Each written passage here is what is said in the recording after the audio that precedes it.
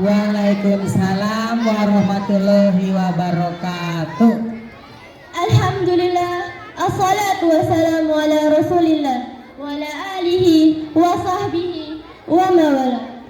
Yang terhormat Ibu Kepala SDN Manggarai 09, Ibu Dia Zain SPD, Bapak atau Ibu Guru SDN Manggarai 09, serta teman-temanku yang berbahagia. Pertama di awal jumpa, marilah kita panjatkan doa serta puji syukur atas kehadirat Allah, Tuhan yang Maha Kasih lagi Maha Sayang, yang telah memberikan kita begitu banyak nikmat sehingga bisa berkumpul di tempat yang insya Allah dirahmati oleh Allah. Salawat berbingkai salam tak lupa kita haturkan kepada Nabiullah Muhammad Sallallahu Alaihi Wasallam. Mudah-mudahan dengan seringnya kita bersalawat, kita bakal mendapat syafaat beliau di hari akhir nanti. Teman-teman yang aku sayangi, jika terdengar kata korupsi, agaknya telinga ini bakal terasa pedih dan hati kita pun bergetar dibuatnya. Kata korupsi memang sudah tidak asing lagi bagi kita. Ada yang tahu tidak korupsi itu apa?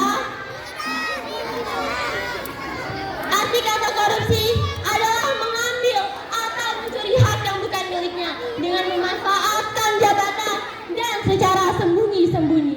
Banyak kasus korupsi yang terjadi di negara kita ini.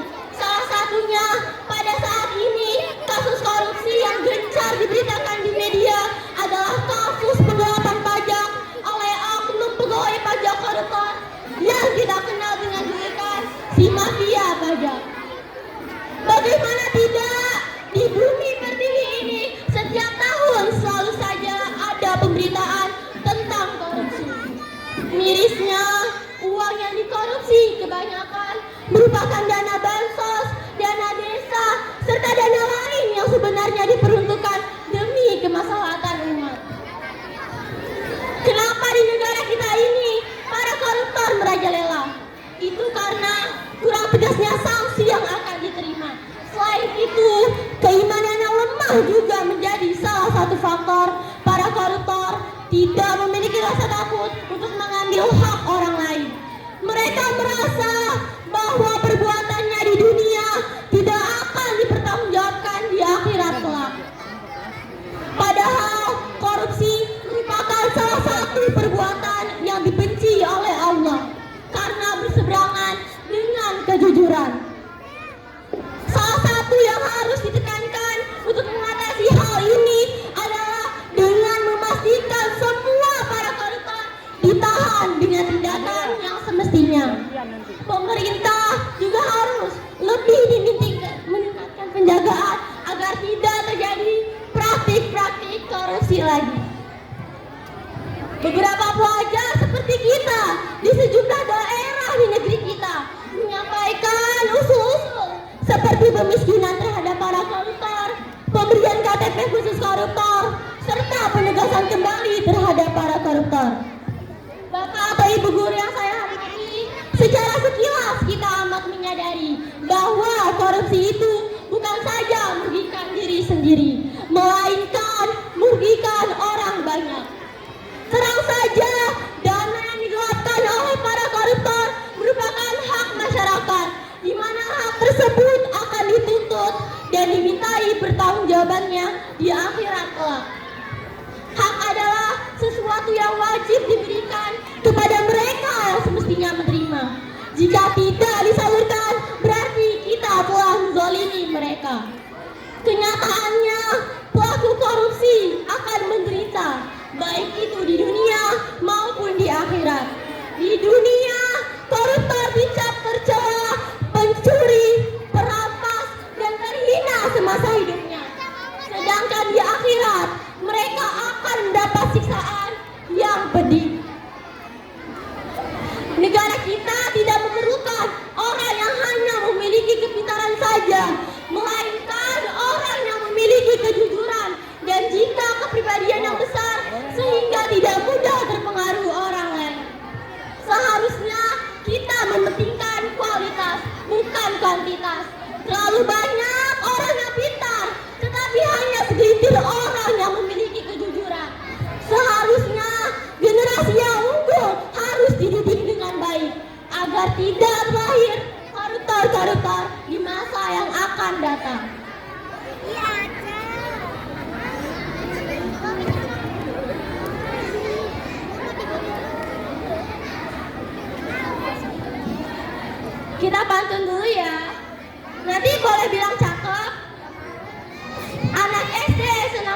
dasi. Cakep.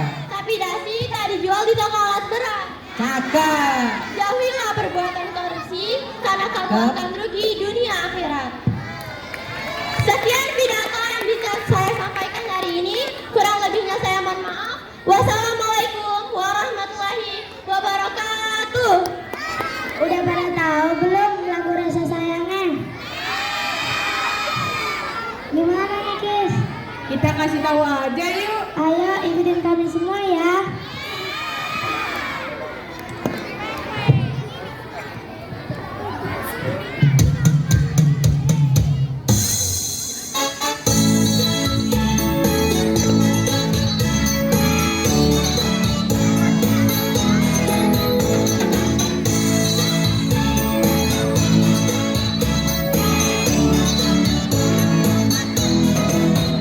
Di jalan membeli cukup pulangnya, kakak ingat kadang-kadang aku korupsi di masyarakat.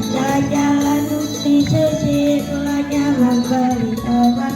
Sekarang kamu mencari tak cepat lawan.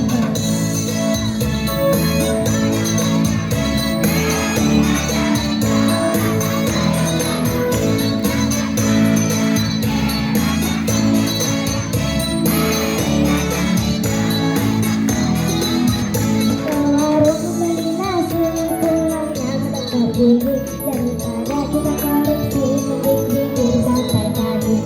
Kami dalam tubuh panennya sama mumu, ingatlah kata-kataku, korupsi bisa merugikanmu.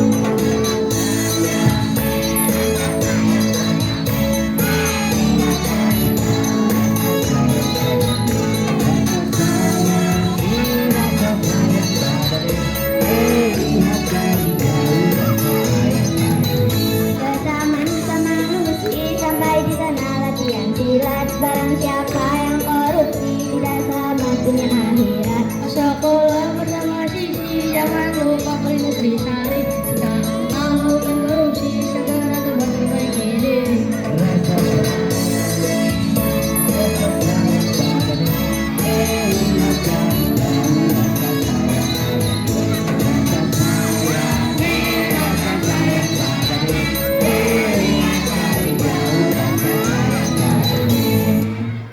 Karya Zainal Akbar. Maraknya korupsi di negeri ini seperti angin tak bisa dihalau, merajalela tanpa ampun, merayap dalam sistem merusak impian. Maraknya korupsi di negeri ini ibarat virus tak terlihat mata, menggerogoti hati yang suci, menyusup pada benak yang lemah, mencuri harapan yang mulia.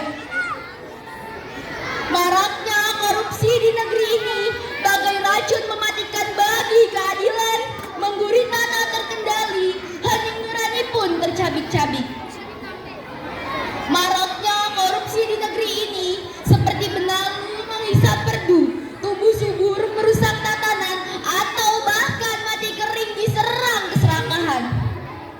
Di mana letak kemanusiaanmu? Teganya kau habisi harapan, kau raup segala keuntungan demi alasan kebahagiaan. Kau pantas dihukum, bahkan semesta ikut menghukum. Perlakuan tak mencerminkan adab, budaya timur yang semakin luntur. Kami, anak muda Meradang, semoga kedepannya takkan terulang. Hai kalian, tak cukupkah satu mobil di rumahmu? Tak cukupkah satu rumah jadi milikku? Tapi kenapa masih juga kalian jarah rezeki kami? Kenapa? Mengapa? Dan bagaimana? Hancur akan hancur negara ini jika terus kalian gerogoti. Kibarkan panji anti korupsi.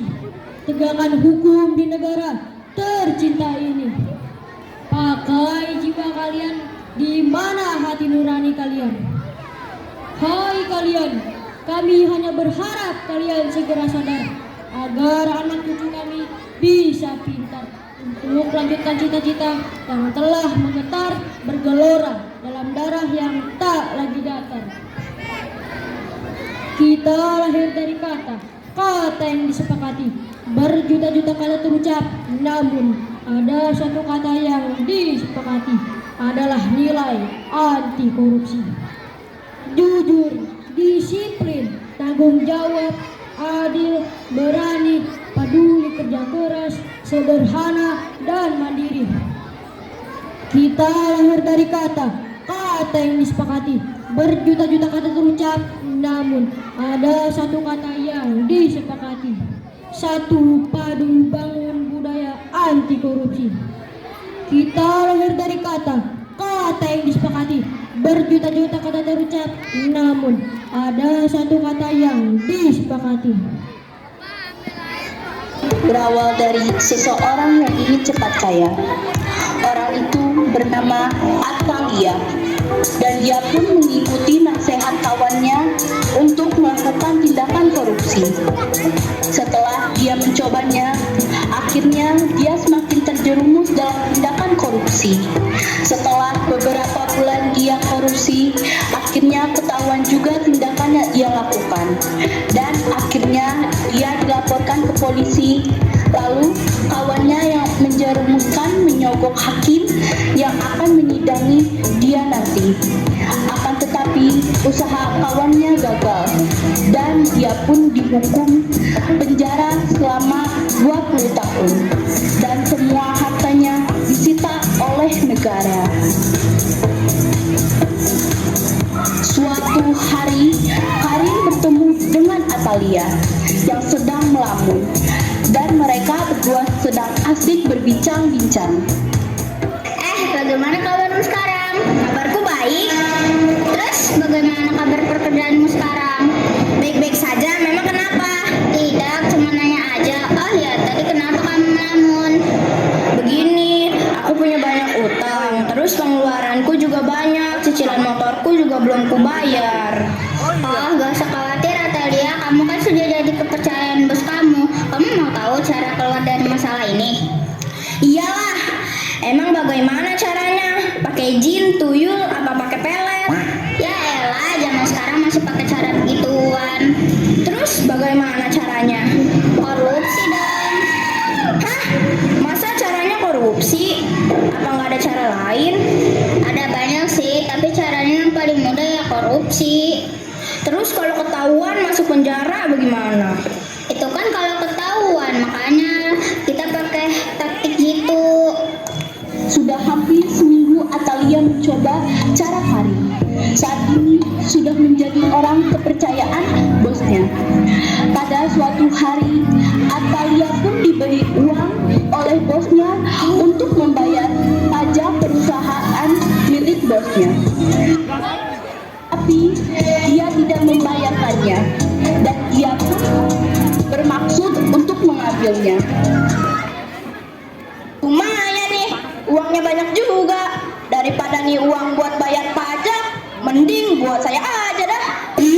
Lalu Atalia pun membuat surat tanda bahwa perusahaan sudah membayar pajak. Tiba-tiba ia pun dipanggil oleh bosnya, dan bosnya ingin meminta tanda pembayarannya. Atalia, apakah uang pajak perusahaan sudah kamu bayar? Sudah kok bos, bagus. Terus mana tanda pembayarannya? Ini bos, tanda pembayarannya. Oh, ternyata sudah kamu bayar. Ya sudah, kamu kembali bekerja. Baik bos. Atalia diberi kepercayaan dari bos. Atalia pun selalu mengambil uang pajak kantor perusahaan bosnya. Setelah beberapa bulan berlalu, perusahaan bosnya pun mendapat surat dari kantor pajak yang berisi bahwa perusahaan tidak membayar pajak selama 5 bulan secara berturut-turut. Akhirnya Atalia pun dipanggil oleh bosnya untuk ke ruangannya.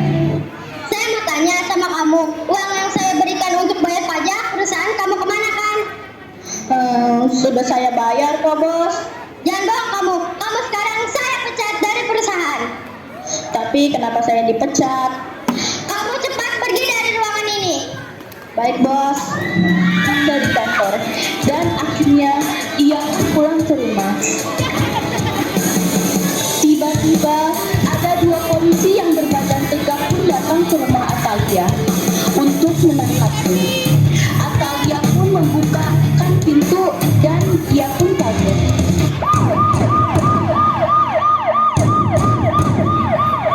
Atalia? Ya benar, saya sendiri. Memang kenapa? Anda kami tahan. Kenapa saya ditahan? Nanti biar kamu jelaskan lagi di kantor. Ayo kita bawa dia. Akhirnya Atalia pun ditahan di kantor polisi. Atalia pun datang ke kantor polisi untuk menemui kawannya.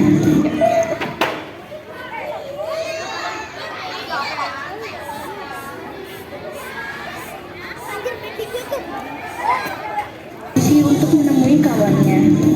Atalia yang sabar ya, ntar aku coba sogok deh hakimnya biar hukuman kamu jadi ringan. Iya Rin, tolong aku ya, aku menyesal melakukan hal ini. Iya, santai aja. Lagi pula kan besok yang bakal jadi hakimnya si Nathan. Semoga aja dia ingin membantuku ya. Iya.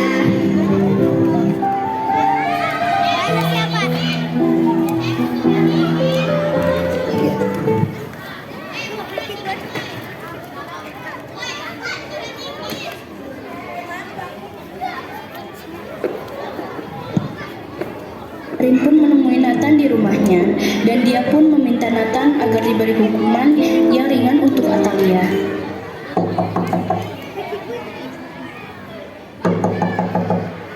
Assalamualaikum. Waalaikumsalam. Nathan, kamu menolongin Atalia mbak? Tolongin apa? Besok kan kamu jadi hakim yang menangani kasusnya Atalia. Nah, kamu buat ringan aja hukumannya. Gak bisa lah, saya hanya mengikuti undang-undang yang berlaku saja. Ya udah deh. Nathan pun tidak ingin menolong Atalia dan akhirnya Farin pun pulang ke rumahnya. Keesokan harinya, Atalia pun disidang dan tanpa disangka oleh Atalia, ternyata yang menjadi hakim dalam persidangannya adalah kawannya sendiri, yaitu Nathan. Dan persidangan pun akan dimulai. Persidangan ini saya buka. Saudara Atalia, apa benar Anda menyelewengkan dana perusahaan milik bos kamu? Iya. Kenapa kamu menyelewengkan dana tersebut? Karena saya ingin cepat kaya. Kamu saya jatuhi hukuman 20 tahun penjara dan semua harta kamu disita. Dengan demikian kasus persidangan ini saya tutup. Dan akhirnya Atalia pun dipenjara selama 20 tahun dan semua hartanya disita. Kesimpulannya, janganlah sekali-kali kita melakukan korupsi. Karena kalau kita sudah sekali terjerumus ke dalam tindakan korupsi, kita akan selalu ingin melakukannya. Sepintar-pintarnya kita menyembunyikan bangkai, pasti bangkai itu akan tercium, juga begitu dengan para koruptor.